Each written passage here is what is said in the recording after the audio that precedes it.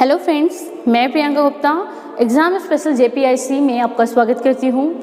आज हम डिस्कस करेंगे कि बोर्ड एग्ज़ाम में बायोलॉजी से रिलेटेड क्वेश्चंस कैसे पूछे जाते हैं। क्लास 10th की बायोलॉजी के बारे में हम डिस्कस करने चल रहे हैं कि कौन कौन से ऐसे प्रश्न हैं जो एग्ज़ाम में आने की संभावना है। तो हमने यहाँ पे चैप्टर फर्स्ट को उठाया है जिसका नाम है जैव प्रक्रम, in English life process. Life process क्या है, जैव प्रक्रम क्या है, इसके अंतर्गत कितने प्रश्न आते हैं, अति लघु उत्तरीय, जो आपके बोर्ड एग्जाम के पर्पज से बहुत ही इंपॉर्टेंट है। तो फर्स्ट वन क्वेश्चन है जिसको हमने लिया है यहाँ पर, संतुलित आहार किसे कहते हैं। बेसिकली आपको बता दिया जाए कि अति लघु उत्तरीय क्वेश्चन जो होते हैं बेसिकली 2 मार्क्स के होते हैं, मीन्स 2 नंबर के पूछे जाते हैं और ये 2 नंबर आपके बोर्ड एग्जाम के हिसाब से बहुत इंपॉर्टेंट है। सो फर्स्ट क्वेश्चन इज संतुलित आहार किसे कहते हैं। तो संतुलित आहार हमने यहाँ पे सिर्फ छोटा सा लिखा है, आपको इसमें लिखने का तरीका भी बताया जाएगा। तो इसका आंसर हम किस प्रकार से लिखेंगे, आइए जानते हैं। संतुलित आहार ऐसा आहार है जिसमें भोजन के अतिरिक्त भोजन में हमारे ऐसे पदार्थ सम्मिलित होने चाहिए, कौन कौन से, कार्बोहाइड्रेट, प्रोटीन, वसा, खनिज लवण और जल। ये ऐसे तत्व हैं यदि हमारे भोजन में ये सम्मिलित होते हैं तो हमारे भोजन को संतुलित आहार या बैलेंस डाइट कहा जाता है। यदि आपने इस तरीके से लिखा है बच्चों तो आपको 2 नंबर मिलने फिक्स हैं। So our next question is स्वपोषी पोषण क्या है, उदाहरण देकर संक्षेप में बताइए या समझाइए। तो स्वपोषी पोषण, एज यू नो दैट कि स्वपोषी पोषण हरे पेड़ पौधों में होता है। स्वपोषी पोषण आप हेडिंग डालेंगे और लिखेंगे स्वपोषी पोषण हरे पेड़ पौधों में होता है, इसलिए उन्हें ऑटोट्रॉफिक कहा जाता है। ऑटोट्रॉफिक मतलब स्वपोषी पोषण वाले पौधे।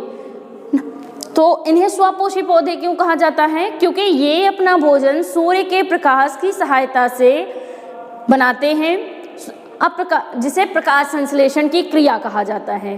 तो प्रकाश संश्लेषण की जो क्रिया होती है उसमें 4 चीज़ों का होना अति महत्वपूर्ण होता है। पहला है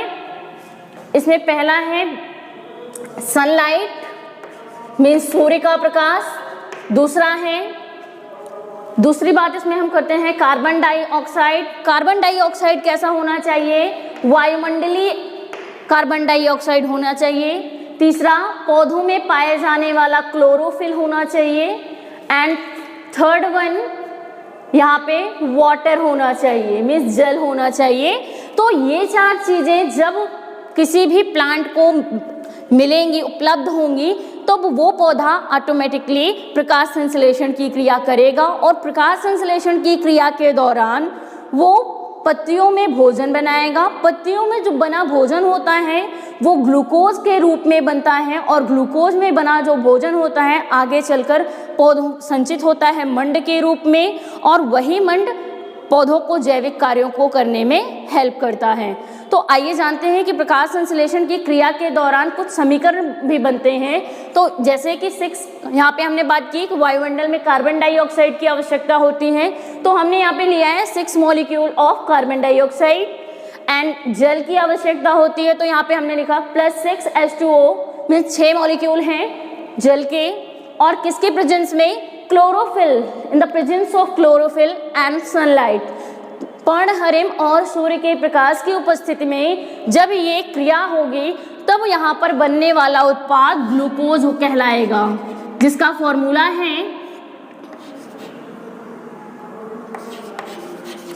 फॉर्मूला है C6H12O6। ठीक है, तो ये बनने वाला उत्पाद ग्लूकोज होता है और साथ में जल H2O जो है जल वेपर फॉर्म में रिड्यूस होता है। क्लियर। तो इस तरीके से स्वपोषी पोषण को उदाहरण देकर संक्षेप में यदि आप बताएंगे तो इससे भी आपको 2 मार्क इजिली गेन हो सकता है। थर्ड वन, वयस्क मनुष्य के दंत सूत्र का उल्लेख कीजिए। ये हमारा तीसरा प्रश्न है। तो जो वयस्क व्यक्ति होते हैं उनके यहाँ बेसिकली 4 प्रकार के दांत पाए जाते हैं, जिसको कहते हैं incisor, canine, premolar and molars.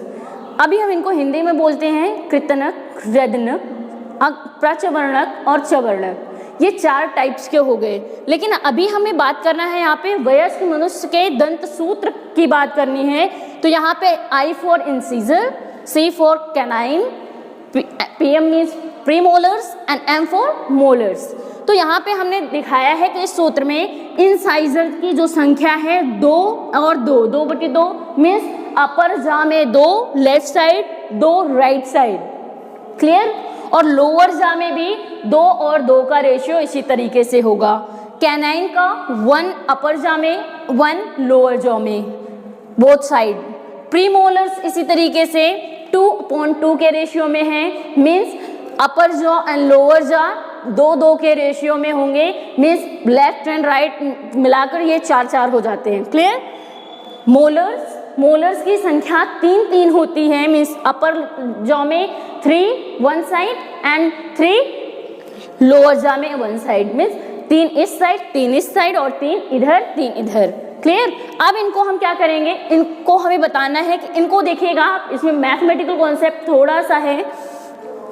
इसमें हम क्या करेंगे कि जो इंसाइजर है 2 + 2, हमें इसको पहले ऐड कर लेंगे। इज इक्वल टू देखते हैं 2 1 3 3 2 5 5 3 8/8 मीन्स 8 दांत ऊपर के जबड़े 8 एक साइड हो गए और 8 एक साइड हो गए, मल्टीप्लाइड बाई 2, क्योंकि 2 है, अपर और लोअर जॉ की बात कर रहे हैं हम। तो यहाँ पे 8 2 जा 16 एंड 8 2 जा 16 इज इक्वल टू, यहाँ पे हम इसको डिवाइड नहीं करेंगे, इसको हम सम टोटल कर लेते हैं, ठीक है। सो 16 ऊपर 16 नीचे के जॉज में, सो इट इज कॉल्ड 32। तो यहाँ पे वयस्क मनुष्य का जो दंत सूत्र होगा, वहाँ पे वयस्क मनुष्य में जो दांत की संख्या होगी वो 32 होगी और उसका कैलकुलेशन इस तरीके से होगा। And next one question is, मानव शरीर की सबसे बड़ी ग्रंथि का नाम बताइए तथा उसके कार्य लिखिए। ये प्रश्न भी 2 नंबर में पूछा गया है। अब मानव शरीर की सबसे बड़ी ग्रंथि तो सबको पता है, आपका यकृत है। यकृत क्या होता है, जिसको आप लीवर कहते हो। लीवर के बेसिकली बहुत सारे कार्य हैं, लेकिन मैं यहाँ पे आपको अतिलघु उत्तरीय प्रश्न के हिसाब से बताऊंगी। यहाँ पे हमने लिखा, पहली बात तो पित्त, हमारे यकृत में एक पित्ताशय होता है जिसे हम बोलते हैं गाल ब्लैडर। गाल ब्लैडर से पित्त रस निकलता है जिसको हम बाइल जूस कहते हैं। तो सबसे पहला पॉइंट हम यहाँ पे डिस्कस करेंगे कि ये पित्त रस का स्राव करता है। दूसरा, यूरिया का संश्लेषण करता है। तीसरा है, वसा अणुओं का पाचन करता है, साथ ही साथ ग्लाइकोजन का संचय करता है। तो ये तो हुए 4 बेसिकली प्रश्न। मैं एक के बारे में और डिस्कस करूँगी। हेलो फ्रेंड्स, जैसा कि हमने डिस्कस किया कि हमारा 5वां क्वेश्चन है मानव पाचन तंत्र का स्वच्छ नामांकित चित्र बनाना। तो इसमें हम क्या करेंगे, ह्यूमन बींग्स का डायग्राम बनाएंगे, इसमें हम उसके डाइजेस्टिव सिस्टम को डिस्क्राइब करेंगे। तो आइए देखते हैं कि इसको हम कैसे ड्रॉ करेंगे।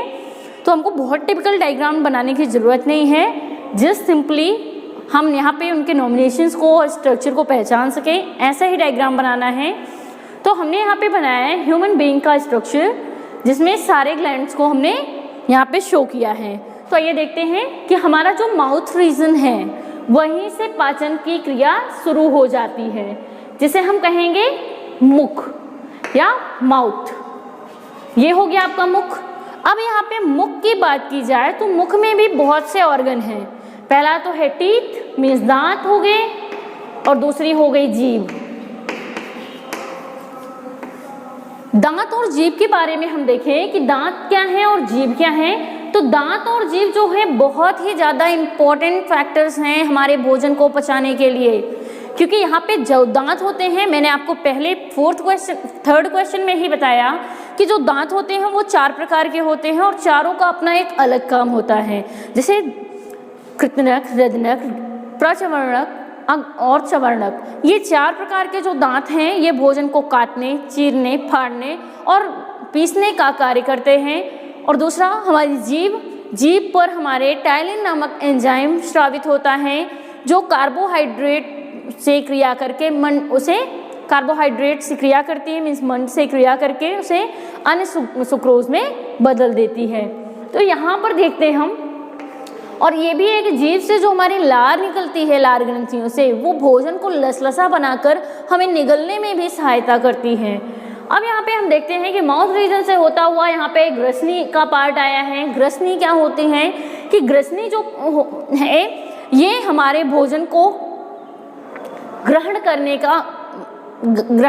का जरिया है, जिसके द्वारा हमारे यहाँ पे होती है ग्रसनी, जिसके द्वारा हम भोजन को निगलते हैं। अब ये है ग्रासनाल, जिससे भोजन निगला हुआ भोजन ग्रासनाल से होता हुआ आमाशय तक पहुंचता है। ये हमारा आमाशय का पार्ट है। ग्रासनाल से भोजन होता हुआ कहाँ तक पहुंचता है? आमाशय में पहुंचता है। आप डायग्राम में देख रहे हैं कि आमाशय के बगल में ही यकृत बना हुआ है। यकृत मीन्स लीवर। लीवर में भी एक बलून जैसे स्ट्रक्चर बनी हुई है, उसे हमने पित्ताशय बोला है, जिसे गाल ब्लैडर कहते हैं। इसी पित्ताशय से पित्त रस का स्राव होता है, जो कि बहुत ही क्षारीय होता है, मीन्स एल्कलाइन नेचर का होता है, और जो भोजन के माध्यम को क्षारीय बनाकर पाचन में सहायता करता है। अभी हम यहाँ पर देखते हैं कि आमाशय का जो भाग है ये अर्धचंद्राकार भाग संरचना के रूप में होता है। ये आगे चलकर 3 भागों में बढ़ जाता है। पहला भाग कहलाता है कार्डियक, मैंने यहाँ पर लिखा है कार्डियक भाग। दूसरा फंडिक भाग, जिसको हमने यहाँ पर लिखा है फंडिक भाग। तीसरा है पाइलोरिक भाग, ये रहा आपका पाइलोरिक भाग। तो आमाशय में भोजन जब आता है तो यहाँ पर 4 घंटे तक यहाँ पर व्यवस्थित रहता है, और इन 4 घंटों में यहाँ पर आमाशय में भोजन में अम्लीय और क्षारीय रसों का स्राव होता है और विभिन्न एंजाइमों का स्राव होता है, जिससे भोजन के कठोर अणु जो हैं वो सरल अणुओं में टूटते हैं। नेक्स्ट आते हैं हम अग्न्याशय। ये पत्ती जैसी संरचना है, उसको हम कह रहे हैं अग्न्याशय। अग्न्याशय जो है इनको हम पैनक्रियाज के नाम से भी जानते हैं। इसमें एंसलेट ऑफ लैंगरहैंस मीन्स लैंगरहैंस की द्वीपिकाएं भी पाई जाती हैं। और आप जानते भी हैं कि लैंगरहैंस की द्वीपिकाओं में 3 प्रकार की कोशिकाएं होती हैं, alpha and beta and gamma cells. यहाँ पे जो गामा सेल्स होती हैं उनसे इंसुलिन का स्राव होता है, और इंसुलिन आप जानते ही हैं कि इंसुलिन की कमी या अधिकता से मधुमेह या शुगर रोग हो जाता है। क्लियर? तो आते हैं हम नेक्स्ट। ये स्ट्रक्चर जो है वो ग्रहणी कहलाती है। ग्रहणी जो होती है वो छोटी आंत का पार्ट है। आकर ये इसको हमने लिख दिया है ग्रहणी। अब ये पार्ट जो है वो बड़ी आंत कहलाती है, और जो बड़ी आंत है बेसिकली ये 3 भागों में बढ़ जाती है, जिसे कहते हैं कोलन, सीकम और क्रिमिरोप परिशेषिका। तो ये पार्ट होते कहाँ हैं, इनको आइए हम देख लेते हैं। ये तो हो गई आपकी बड़ी आंत। कोलन क्या चीज होती है? इस भाग को, फूले हुए भाग को हम कोलन कहते हैं। क्या कहते हैं? कोलन कहते हैं। सीकम क्या है? तो सीकम का भाग हमारा ये जो भाग है इसको हम सीकम कहते हैं। क्लियर? अब आगे देखते हैं कृमिरूप परिशेषिका। कृमिरूप परिशेषिका का जो काम है ये रीजन जो है कृमिरूप परिशेषिका कहलाती है, जो कि अब मानवों में विलुप्त हो चुकी है। क्लियर? तो ये तो रहा बड़ी आंत की पार्ट। अब हम बात करते हैं छोटी आंत की। तो छोटी आंत बेसिकली बहुत ही ज़्यादा कॉम्प्लेक्स होती है, बहुत ही ज़्यादा उलझी हुई होती है, जिसको कहने का तो छोटी आंत होती है, लेकिन इसकी लंबाई जो होती है 6.5 मीटर से भी ज़्यादा होती है। अब यहाँ पे देखते हैं कि छोटी आंत के भी 3 पार्ट हैं। पहला तो गृहिणी हो गया, गृहिणी, दूसरा मध्यांत, तीसरा शेषांत। इस तरीके से छोटी आंत इसी में जटिलता पूर्वक रहती है। अब यहाँ पे हम आते हैं नेक्स्ट। बड़ी आंत के ही पार्ट में एक फूला हुआ भाग होता है जिसे हम मलाशय कहते हैं। भोजन का जो अपशिष्ट भाग होता है, जो अनडाइजेस्टेड फूड होता है, वो आके मलाशय में एकत्रित हो जाता है और एनस या गुदाद्वार के जरिए एक्सक्रीट कर दिया जाता है। तो ये ऑल अबाउट हो गया digestive system of human beings. तो मानवों का जो आहार नाल होता है इसी प्रकार से होता है। यदि आपने ऐसा स्ट्रक्चर ड्रॉ करके उसको नॉमिनेट किया है, it's so better and good, and you gain a 2 mark equally. Okay, thank you. मिलते हैं अपने नेक्स्ट वीडियो में। Thank you.